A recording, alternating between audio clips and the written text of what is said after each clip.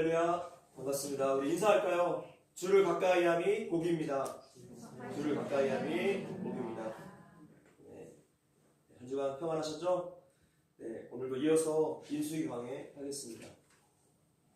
79번째 시간인데요. 소탐대질하지 말라라는 제목으로 말씀 전하겠습니다. 어리석은 새는 반짝이는 것이라며 무엇이든지 주워 모으는 습성이 있다고 합니다. 그 실어 나른 유리 조각들 때문에 둥지가 엉망이 되어도 말이죠. 아무리 빛나는 것들을 얻었어도 버려야 할 것들을 끌어안고 산다며 그저 고물상 인생이 되고 말 것입니다.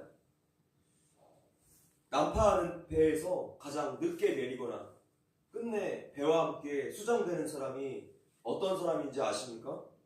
보따리를 가장 많이 실어준 사람이겠죠. 그것을 포기하지 못하고 챙기다가 목숨까지 잃게 되는 것이죠.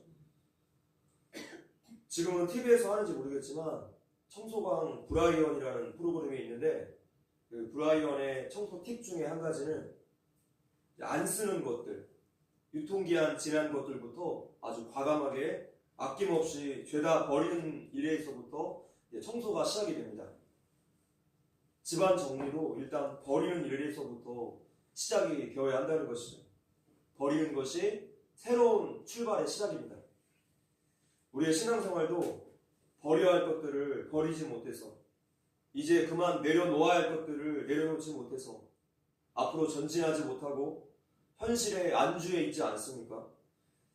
오늘 본문에서도 이스라엘의 두 지파가 그 욕심 때문에 사명을 다 잃어버리고 현실에 눌러 앉으려다가 모세에게 아주 크게 혼쭐이 납니다. 미디안 정복 전쟁에 그 찬란한 업적을 이룬 이스라엘에 호사다마가 생겼습니다. 멋진 대승을 거두고 전리품도 취한 이스라엘 안에 또다시 찬물을 끼얹는 듯한 그런 사건이 발생한 것이죠. 고스비 사건 때처럼 이번 사건도 이스라엘 내부에서 터졌습니다. 내부의 적이 가장 무서운 법이죠. 외부적인 박해보다 우리 마음 안에서 올라오는 그 죄성들이 더욱더 우리를 힘들게 또 위험하게 만듭니다. 40년간 광야에서 헤매다가 미디안을 물리치고 얻은 그 광대한 초원을 보자 두 지파가 욕심으로 눈이 돌아갑니다. 오늘 본문 1절, 2절 합독할까요? 시작. 르우벤 자손과 갓 자손은 심히 많은 가축대를 가졌더라. 그들이 야셀 땅과 길르앗 땅을 본즉 그곳은 목축할 만한 장소인지라. 갓 자손과 르우벤 자손이 와서 모세와 제사장 엘르아살과 회중 지휘관들에게 말하여 이르되. 자, 르우벤 지파와 갓 지파는 성막이 있으며 성막 남쪽에 함께 진을 치고 있는 그런 지파죠. 그 규모도 4만 명 정도 아주 비슷한 규모였고 또 서로 친하고 행동을 늘 같이 하는 지파였습니다. 동서남북으로 각 방향에 세 지파씩 진을 쳤기 때문에 이제 이 성막 남쪽에 진을 친 나머지 한 지파는 왜 함께 행동을 하지 않았을까요? 나머지 한 지파는 우리 그림에서 보시다시피 시므온 지파였어요. 시므온 지파는 어떻게 됐습니까? 지난번 고스비 사건 때문에 하나님의 심판을 받아서 이제 규모가 2만 명 정도밖에 남지 않아서 요단 동편을 요구하는 그 일에 힘을 쓰지 못하는 것이죠. 이스라엘 민족은 출애굽 때 가지고 나왔던 그 가축들로 시작을 해서 데리고 다니는 가축대가 꽤 많이 있었고 더군다나 최근에 전리품으로 얻은 그 가축들 때문에 양이 더 많아졌습니다. 하나님의 은혜로 이렇게 소유가 많아졌는데 그 많은 소유 때문에 하나님의 명령에 순종하는 일이 힘들어졌어요. 성도 여러분, 일이 잘 되었다고 내가 형통하게 되었다고 마냥 기뻐할 일이 아닙니다. 그것은 우리의 믿음과 우리의 반응을 보시기 위해서 하나님이 주시는 시험일 수 있어요. 일이 잘 되는 것 때문에 내가 하나님과 멀어진다며 내가 하나님께 불순종하게 된다며 그것은 복이 아니라 저주의 시작입니다. 예수님께서 부자가 하늘나라에 들어가는 것이 낙타가 바늘귀로 들어가는 것보다 더 어렵다고 말씀하셨습니다.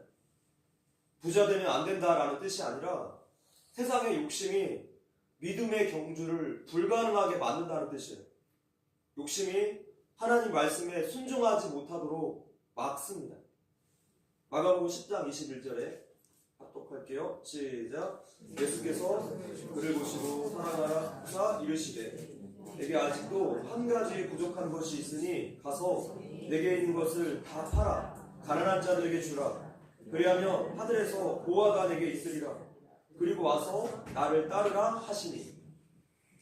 22절. 그 사람은 재물이 많은 고로 이 말씀으로 인하여 슬픈 기색을 띠고 근심하며 가니라.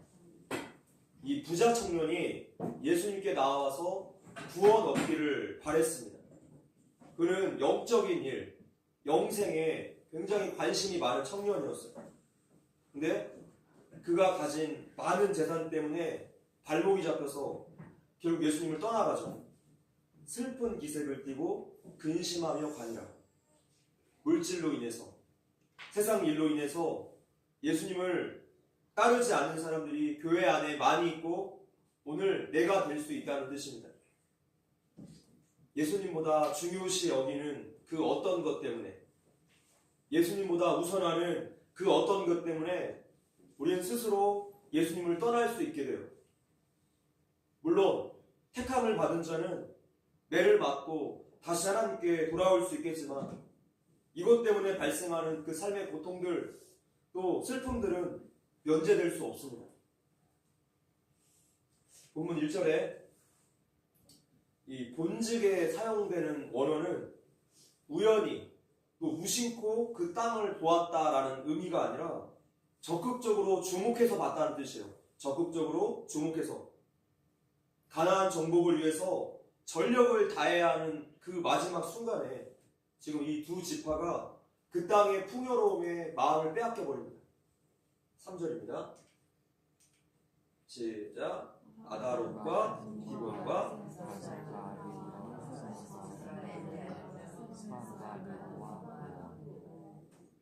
자, 이 땅들은 얼마 전 이스라엘 군대가 아모리 족속 그 두 왕이죠. 시온과 바산 왕 옥을 물리치고 점령했던 땅입니다. 나중에 이스라엘이 분배받게 될 지도인데요. 여기가 요단강입니다. 요단강 서쪽이 가나안 땅이고 지금 이 동편에 위치해 있죠. 요단 동편 남부에 위치한 지역이 있어요. 동쪽을 제외한 모든 방향에 강이 흐르고 있어서 수목이 울창하고 또 포도와 올리브 재배가 활발했던 아주 비옥한 땅이었습니다. 지금 이 땅을 달라는 거예요. 그들이 믿음의 눈으로 보았다며 이 땅은 하나님께서 약속하신 땅이 아니라는 것을 알고 고개를 돌렸을 텐데 이제 안목의 정욕에 사로잡히니까 가축 키우기에 이만한 땅은 없다. 여기가 최선이다 라고 생각을 하게 된 거예요. 반면에 다른 지파들은 모두 다 약속의 땅에 들어가야 한다는 그 일념 하나로 지금 전진을 하고 있었기 때문에 같은 땅을 보았는데도 이런 생각하지 않았어요. 우리의 신앙생활은 다른 것이 아닙니다. 집중력에 달려있어요. 하나님과 관계하는 일에 집중하는 거예요. 그 집중력을 흐트러뜨리는 것들을 우리의 삶에서 제거하고 절제하지 못한다면 우리의 신앙은 늘 흔들리고 넘어질 수밖에 없는 것이죠. 원래 이 요단 동편 땅은 하나님께서 이스라엘 백성들에게 약속하신 땅이 아니었습니다. 하나님께서 약속하신 땅은 요단 서쪽이에요. 가나안 땅. 성경에서 가나안 땅에 대한 하나님의 언약을 수없이 언급하고 있습니다. 창세기 12장에서 아브라함에게 하신 언약도 가나안 땅에 대한 언급이고 창세기 24장에서 이 언약을 아브라함이 이삭에게 전해준 내용에서도 가나안 땅입니다. 28장에서도 하나님께서 야곱에게 하신 언약도 가나안 땅이고 창세기 48장 야곱이 요셉에게 하나님의 언약을 전해준 내용도 모두 다 가나안 땅에 대한 약속이었어요. 요단강 서편 가나안 땅이지 요단 동편 모압 땅이 아닙니다. 지금 그런데도 르우벤과 갓지파가 이 요단강 건너지 않고 요단 동편에 거주하기를 요구했던 것입니다. 또한 이 장소는 다른 민족들이 탐내는 아주 전략적인 요충지라서 이곳이 오히려 많은 분쟁과 싸움의 계기가 되었습니다. 나중에 이 땅을 얻은 르우벤과 갓 그리고 위에 있는 므낫세 반지파는 훗날 많은 고난을 겪게 되었습니다. 아람 왕 하사엘에 의해서 점령이 되었고 나중에 압수르에게 또 점령되죠. 하나님의 뜻을 거스르는 욕심은 결국에 인생에 고통의 문제를 가져오게 됩니다. 4절입니다. 시작. 곧 여호와께서 이스라엘 회중 앞에서 쳐서 멸하신 땅은 목축할 만한 장소요 당신의 종들에게는 가축이 있나이다. 지금 이 두 지파가 이 땅은 하나님께서 주신 것이다 인정을 하면서도 하나님 앞에서 자신들이 행해야 할 그 사명들, 책임에 대해서는 다 잊어버렸습니다. 하나님께서 우리에게 행하신 은혜들을 생각하면서 동시에 우리가 하나님 앞에서 행해야 할 그 사명들도 반드시 생각을 해야 합니다. 하나님의 은혜라고 말하면서도 그 마음속은 욕심으로 가득 찬 이 르우벤과 갓 지파의 모습 속에서 오늘 우리들의 모습을 봅니다. 하나님의 이름을 빌려서 그 은혜를 빌려서 물론 기도하는 형식은 취하고 있지만 그 속마음은 내가 원하는 욕심으로 내 유익으로 가득 찬 그런 기도를 하고 있지 않습니까? 자기 유익과 욕심은 신앙도 오염시키고 기도도 오염시키기 마련이에요. 우리의 속마음을 아주 냉정하게 바라봐야 합니다. 하나님은 만홀히 여김받지 않으세요. 하나님은 우리의 중심을 보시는 분이십니다. 5절 시작. 또 이르되 우리가 만일 당신에게 은혜를 입었으면 이 땅을 당신의 종들에게 그들의 소유로 주시고 우리에게 요단강을 건너지 않게 하소서. 모세를 비롯한 이스라엘 지도자들이 이 두 지파의 터무니없는 요구에 어안이 벙벙합니다. 그들의 요구는 불신앙적이고 너무나 이기적인 요구였어요. 왜냐하면 하나님께서 이미 가나안 땅에 대한 분배는 제비를 뽑아서 결정하라 라고 알려주셨기 때문이죠. 더욱이 이 당시는 가나안 정복전쟁이 아직 시작도 하지 않은 시점이었기 때문에 너무나 무책임한 발언이었습니다. 우리 성도들의 삶의 목적은 분명해요. 하나님께서 나에게 원하시는 것은 무엇인가? 하나님의 영광에 관련된 일입니다. 또한 내가 내 이웃들에게 어떤 유익을 줄 수 있는가? 이웃사랑에 관련된 일이에요. 이 두 가지를 우리 삶의 중심에 놓지 않으며 우리의 인생은 자연히 우리의 유익과 편의를 위해서만 살아가게 될 것입니다. 왜냐? 모든 인간은 죄의 본성을 가진 존재이기 때문입니다. 어떻게든지 하나님으로부터 독립하기를 원하는 그렇게 몸부림치는 존재라는 것을 우리가 수요 로마서 강의 때 배웠습니다. 마음의 이기심이 동기가 되는 일은 그것이 무엇이든 간에 악한 일이 될 수밖에 없습니다. 이기심으로 비롯되는 일은 다른 사람들에게 어떠한 형태로든지 피해를 주기 마련이에요. 이기심이 무엇입니까? 남이야 어떻게 되든 나만 잘 되면 된다라는 마음이에요. 그래서 이기심은 마치 마음속의 암세포와 같아요. 암세포는 자기를 위해서 다른 세포들을 다 죽입니다. 이 암세포가 과연 그 주인을 위하겠습니까? 그 미래를 생각하겠습니까? 끊임없이 다른 세포들을 죽이다가 결국에 그 사람을 죽이며 암세포도 같이 죽죠. 마찬가지입니다. 이기심은 결국 나를 망치고 나를 죽일 것입니다. 6절입니다. 시작. 모세가 갓 자손과 르우벤 자손에게 이르되 너희 형제들은 싸우러 가거늘 너희는 여기 앉아 있고자 하느냐. 모세는 두 지파에게 분노했습니다. 이스라엘의 정예병은 60만 명인데 지금 이 두 지파는 10만 명 정도 돼요. 그러니까 6분의 1이 전쟁에서 빠진다는 것은 군대 전체의 사기에 큰 영향을 주는 충분한 숫자가 되었습니다. 너희의 형제들은 싸우러 가는데 너희는 여기 앉아 있으려고 하느냐? 간다와 앉아 있다라는 말을 지금 대조해서 모세가 얼마만큼 분노했는가를 표현해주고 있어요. 즉, 갓 자손과 르우벤 자손의 요구가 참 가증스럽다라는 뜻이에요. 어떤 목사님이 그럽니다. 하나님은 우리에게 가라고 명령하신다. 그래서 영어도 이렇게 God, 그 앞에 고우가 들어가 있다. 가라.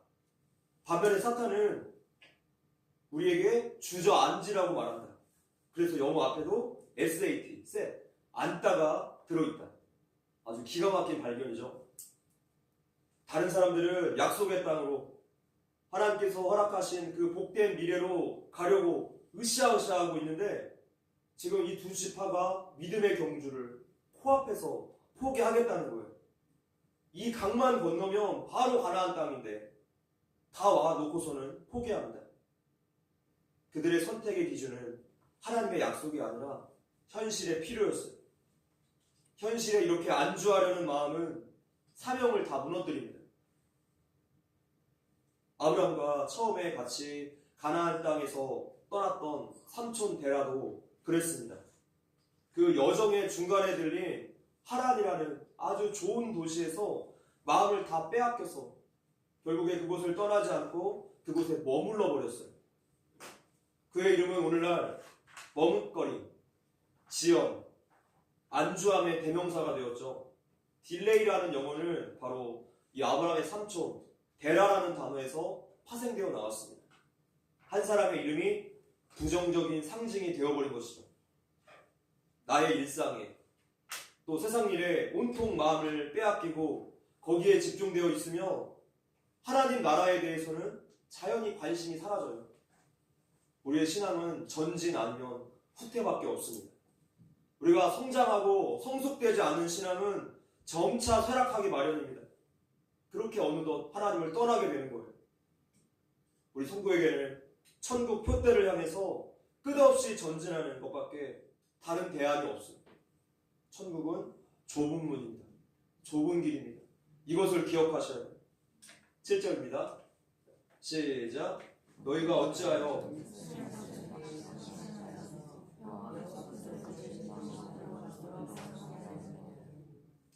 이 시대 우리말로 표현해보자면 왜 초를 치니? 라는 거예요. 그들의 요구는 하나님 나라를 향한 계획을 방해하는 참 사탄적인 것이었습니다. 하나님의 일에 함께 동참을 해야 하는데 방해하고 초치는 것은 죄이죠. 반면에 모세는 믿음의 고백을 합니다. 여호와께서 그들에게 주신 이 주신이라는 단어는 앞으로 미래에 있을 일인데도 지금 과거형으로 썼어요. 아직 주어지지 않은 땅이지만 이미 우리에게 주어졌다. 하나님의 약속을 믿고 이미 이루어졌다 선포하고 있는 것이죠. 하나님께서 말씀하신 약속은 반드시 이루어진다 라는 굳건한 믿음입니다. 약속을 굳게 붙잡는 것이 진짜 믿음이에요. 믿음이란 무엇입니까? 내 의지, 나의 지혜, 내 어떤 감정 이런 게 아니라 하나님의 약속을 붙잡는 거예요. 나의 의지, 내 지혜, 내 감정을 믿으며 고난이라는 큰 태풍이 불 때 다 날아가서 견디지 못하게 될 것입니다. 오직 하나님의 약속을 붙잡으십시오. 그것이 온전한 믿음입니다. 그러면서 모세가 그들의 아버지 또 할아버지 때의 이야기를 들려줍니다. 8절, 9절 시작. 너희 조상들도 내가 가데스 바네아에서 그 땅을 보라고 보냈을 때 그리하였었나니. 9절. 그들이 에스골 골짜기에 올라가서 그 땅을 보고 이스라엘 자손을 낙심하게 하여서 여호와께서 그들에게 주신 땅으로 갈 수 없게 하였었느니라. 일명 가데스 바네아 정탐꾼 사건입니다. 10명의 정탐꾼들이 불신앙의 말로 온 이스라엘을 두려움에 빠뜨렸죠. 그 원망의 죄로 인해서 출애굽 1세대들이 40년간 방황하다가 광야에서 다 죽게 됩니다. 그때 이를 회상시키면서 르우벤 갓 자손들에게 너희가 지금 동일한 죄악을 범할 것이냐? 그에 비해 그 아들이 될 것이냐? 라고 지금 호통을 치는 거예요. 9절에 그 땅을 보고 라는 것은 단순히 외형적인 것을 보라는 것이 아니라 그 땅의 특성을 파악하고 정복할 계획을 세워라 라는 뜻이에요. 외형에 주목하는 것이 아니라 하나님의 뜻을 생각하라는 것이죠. 외적인 모습에 마음을 쉽게 빼앗기는 것은 지금 부모 세대나 자녀 세대나 똑같다는 것이에요. 우리는 상황과 현실에 마음 흔들리지 말고 하나님의 뜻을 생각하고 또 그 뜻을 묻고 하나님의 섭리를 기다리는 믿음이 되어야 합니다. 모든 것이 하나님의 손 안에서 한치로 벗어나지 못하기 때문에 하나님을 의지하는 성도는 언제나 소망으로 다시 일어설 수 있습니다. 할렐루야. 10절, 11절 시작. 그때 여호와께서 진노하사 맹세하여 이르시되 애굽에서 나온 자들이 20세 이상으로는 한 사람도 내가 아브라함과 이삭과 야곱에게 맹세한 땅을 결코 보지 못하리니 이는 그들이 나를 온전히 따르지 아니하였음이니라. 자, 민수기는 백성들의 숫자를 세는 기록이라고 말씀드렸습니다. 그래서 1차 계수 때 출애굽 1세대들의 수를 세웠어요. 근데 지금 와서 보니까 결국에 1세대들의 숫자는 사망자들의 숫자가 된 거죠. 가나안 땅에 들어가지 못하고 광야에서 다 죽은 사망자들의 숫자가 되었어요. 고스비 사건 때처럼 2세대들도 말씀에 불순종하는 자들은 심판받아서 죽었고 말씀에 순종하는 자들만이 결국에 가나안 땅으로 들어가게 됩니다. 모세는 미디안 광야에서 40년간 양을 치는 목자로서 삶을 살았습니다. 그래서 양이 항상 목자를 따라다닐 때만 그 생명과 안전이 보장된다 라는 것을 너무나 잘 알고 있었어요. 이러한 경험에서 우러나온 용어가 바로 11절에 따른다라는 용어예요. 그가 목자로서 생활을 해봤기 때문에 우리도 하나님의 인도하심을 따라 살 때만이 우리 삶이 안전하고 또 평안한 길로 나아갈 수 있습니다. 자기 뜻대로 사는 것이 어쩌면 세상의 시선으로 보았을 때 더 똑똑해 보일 수 있을 것입니다. 그러나 성경이 우리에게 주시는 교훈은 자신의 뜻을 앞세우고 하나님께 독립하려는 자들, 불순종하는 자들은 결국에 멸망을 당한다는 거예요. 13절에 시작. 여호와께서 이스라엘에게 진노하사 그들에게 40년 동안 광야에 방황하게 하셨으므로 여호와의 목전에 악을 행한 그 세대가 마침내는 다 끊어졌느니라. 완전한 멸망입니다. 이 방황하게라는 단어의 원어는 의미 없이 앞뒤 혹은 좌우로 반복되는 그런 움직임을 나타낼 때 주로 사용하고 있습니다. 성경에서 사용되는 용례들을 보니까 나무가 바람에 흔들리다, 또 술 취한 사람이 비틀거리다, 이런 용례가 있었어요. 말씀에 순종하지 않는 인생이 마치 이와 같다는 거예요.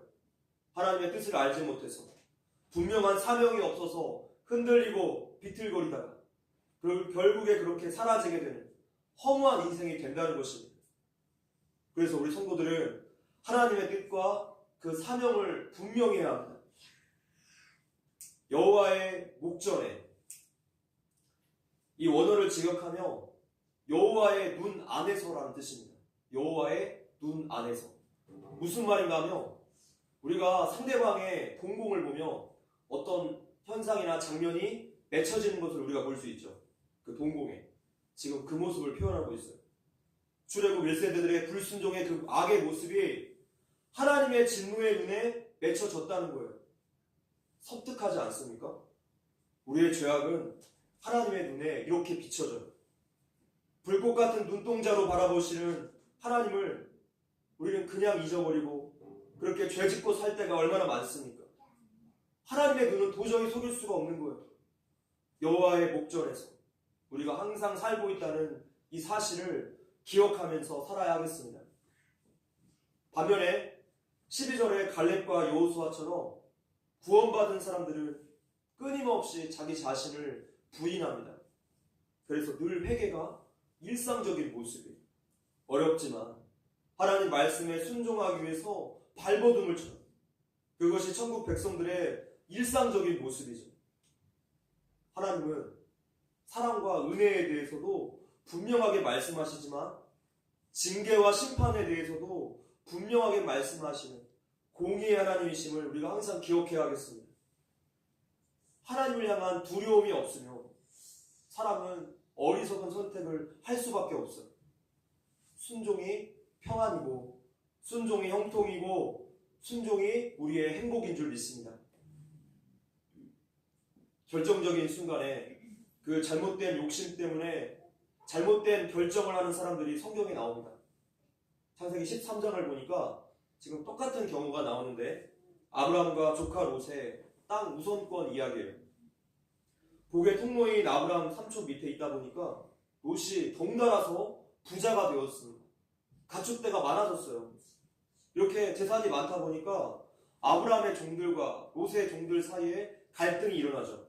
그래서 아브라함이 롯에게 백지숲 한 장을 줍니다. 네가 원하는 땅을 여기다 적어. 어디든지 선택해봐. 그럼 나는 그 반대편으로 갈게.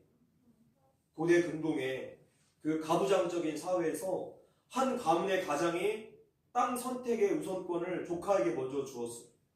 얼마나 큰 은혜입니까? 근데 이 큰 은혜도 모르고 이 얌체 같은 롯이 기름진 그 소돔과 고모라 땅을 선택합니다. 한눈에 보아도 부동산 시세가 가장 높아 보이는 그런 곳을 선택을 한 거예요. 롯은 하나님의 사람 아브라함의 옆에 있었으면서도 그 신앙을 눈여겨보지 않았습니다. 선택함에 있어서 기도를 하고 결정한 것이 아니라 내 눈에 좋아 보이는 것, 내 판단에 옳아 보이는 것, 자신의 지혜를 믿고 그렇게 선택을 한 것입니다. 성도 여러분, 기도하지 않고 결정하며 우리는 외형과 상황만 보게 될 거예요. 기도하지 않고 결정하며 반드시 후회를 가져오게 되어 있습니다. 내 선택이 잘못된 것이라며 우리가 기도를 할 때 마음이 굉장히 불편해져요. 성령님이 지금 근심한다는 증거죠. 우리 마음에 평안이 올 때까지 기도를 하시고 그리고 나서 그 평안한 쪽을 선택하셔야 돼요. 롯은 그렇게 외삼촌 곁을 떠나서는 안 됐습니다. 롯의 인생을 보니까 아브라함을 떠나면서부터 내리막길을 쳐요. 아주 비참하게 됩니다. 아브라함은 복의 통로였고 또 하나님의 약속이 붙잡고 있는 사람이었기 때문에 죽으나 사나 삼촌을 따라가야 했어요. 지금 르우벤과 갓 지파가 롯이 저질렀던 그 똑같은 실수를 반복하고 있습니다. 두 지파는 이스라엘을 버리면 안 되었습니다. 현실은 이스라엘이 아무것도 가지고 있지 않는 그런 민족이지만 하나님의 약속이 있는 민족이에요. 하나님의 동행하시는 민족이었어요. 이스라엘과 함께 그 약속의 땅 가나안까지 들어가야지 모든 복이 거기서부터 흘러나옵니다. 이것이 하나님의 진짜 계획이고 진짜 행복이었어요. 그들의 행동은 한마디로 오늘 설교의 제목처럼 토탐대실이었습니다. 괜찮은 것에 취해서 최고의 것을 잃어버리려고 하는 이런 어리석음을 범합니다. 우리 삶이 그렇습니다. 세상에 괜찮은 것들을 쫓아가다가 하늘의 것, 최고의 것을 놓쳐버리기 일쑤예요. 세계적인 경제학자 짐 콜린스가 그 책 좋은 기업을 넘어 위대한 기업으로 라는 책에서 좋은 것은 위대한 것의 적이다 이런 유명한 말을 했습니다. 잠깐 그분의 글을 보자면 좋은 것은 큰 것, 거대하고 위대한 것의 적이다. 그리고 거대하고 위대해지는 것이 그토록 드문 이유는 대개는 바로 그 때문이다. 많은 기업과 사람들이 그런대로 좋은 삶에 만족하면서 그 너머에 있는 위대한 삶으로 나아가려고 하지 않는다는 거예요. 더 도약할 수 있는데, 더 충분히 성장할 수 있는데 이왕이면 됐다. 이만하면 됐다. 그 위대한 삶을 미리 포기하고 현실에 안주해 버린다는 것이죠. 오늘 우리 신앙생활의 원리도 똑같습니다. 세상에 좋은 것을 취하며 하늘의 위대한 것을 잃어버리게 되고 그것은 가장 어리석은 인생의 결과로 나타나게 될 것입니다. 마태복음 16장 26절에 시작. 사람이 만일 온 천하를 얻고도 제 목숨을 잃으면 무엇이 유익하리요? 사람이 무엇을 주고 제 목숨과 바꾸겠느냐? 모든 인생에 주어지는 대명제가 있죠. 죽음이라는 대명제가 있습니다. 죽음 앞에서 세상의 그 모든 좋은 것들은 다 쓸데 없어지고 무가치한 일들이 됩니다. 허무해져요. 죽을 때 우리가 가지고 갈 수 있는 것이 단 한 가지밖에 없어요. 하나님과 관계된 것들. 이거 한 가지밖에 없어요. 하나님은 마지막 그 심판대 앞에서 너 나를 위해서 무엇 하다 왔니? 반드시 물어보실 것입니다. 각자에게 죽음은 언제 올지 아무도 몰라요. 우리가 교회에서 나가자마자 죽을 수도 있겠죠. 죽음은 아무도 모릅니다. 그것은 하나님의 주권의 영역이에요. 그런데도 마치 영원히 살 것 마냥 세상의 그 좋은 것들에 마음 빼앗기고 물질과 시간을 빼앗겨서 그렇게 살고 있지 않습니까? 버리고 중단하고 절제해야지 우리가 이 세상에서 성도로 사명자로 살 수 있을 것입니다. 지금 이 르우벤과 갓 지파가 어느 날 갑자기 욕심이 생긴 게 아니에요. 평소에도 가축들에게 마음을 빼앗겼을 것입니다. 아침에 일어나며 그 많은 가축들을 바라보면서 큐티했을 거예요. 한 마리, 두 마리, 세 마리 본세듯이 그렇게 얼마나 마음이 흐뭇했을까요? 우리의 시선을 붙들어 매고 있는 것, 우리의 마음 중심을 장악하고 있는 그것이 우리 선택의 순간에 아주 큰 영향을 줍니다. 하나님의 말씀이 중심인 사람은 하나님을 우선으로 선택할 것이고, 돈이, 취미생활이, 건강이, 인맥이 중심인 사람은 그것을 우선으로 선택할 거예요. 하나님의 뜻을 선택해야 하는 그 중요한 순간에 인간적인 선택을 하게 됩니다. 하나님을 믿지 못하니까 나 스스로를 지키기 위해서 다른 세상적인 대안들을 선택하게 되는 거예요. 그렇게 큰 고통과 실패로 돌아가게 됩니다. 우리 마음의 중심에 있는 것이 우리 인생의 방향을 결정한다는 사실을 우리는 기억해야 하겠습니다. 말씀을 맺겠습니다. 골로새서 말씀 읽어볼게요. 시작.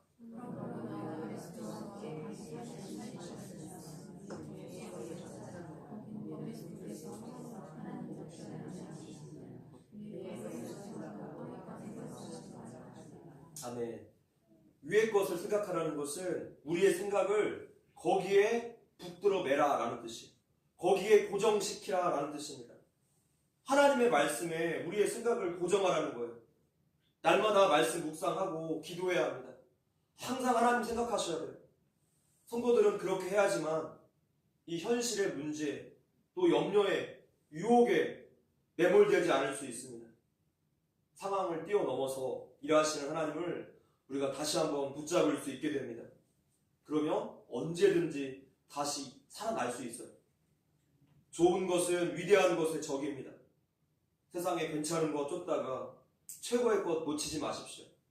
하나님 말씀 붙잡고 사명자로 살아가는 저와 여러분들 되시기를 주님의 이름으로 기도합니다.